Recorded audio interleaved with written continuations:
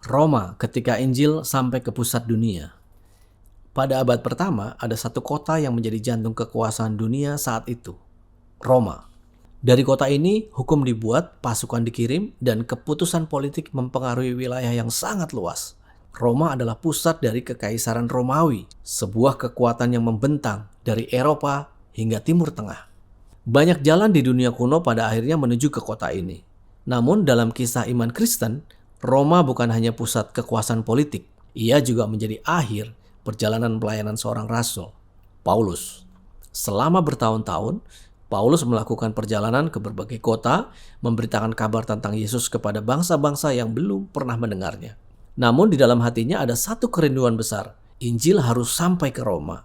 Akhirnya, perjalanan itu benar-benar terjadi, meskipun dengan cara yang tidak pernah ia rencanakan. Paulus tiba di Roma bukan sebagai penginjil yang bebas, melainkan sebagai seorang tahanan. Setelah berbagai pengadilan dan perjalanan yang penuh bahaya, termasuk kapal karam di laut, ia dibawa ke kota itu untuk diadili. Namun bahkan sebagai tahanan, Paulus tidak berhenti menjalankan panggilannya. Di rumah tempat ia ditahan, ia menerima banyak orang yang datang untuk mendengar pengajarannya. Ia terus berbicara tentang kerajaan Allah dan tentang Yesus dengan keberanian yang besar. Ironisnya, tempat yang dimaksudkan untuk membatasi Paulus justru menjadi tempat di mana Injil terus disampaikan. Roma menjadi simbol bahwa kabar tentang Kristus tidak dapat dihentikan oleh tembok penjara atau kekuasaan manusia.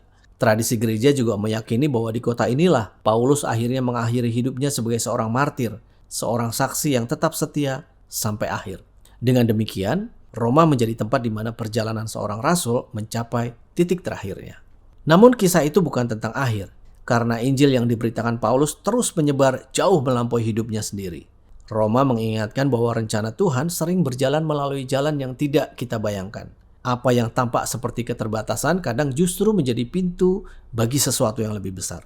Paulus datang ke Roma sebagai seorang tahanan, namun pesan yang ia bawa tidak pernah terbelenggu.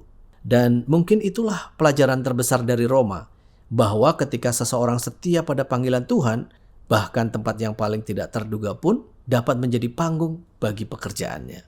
Karena pada akhirnya, kekuasaan terbesar di dunia bukanlah kekuasaan sebuah kerajaan, melainkan kebenaran yang terus hidup menyebar dari satu hati ke hati yang lain.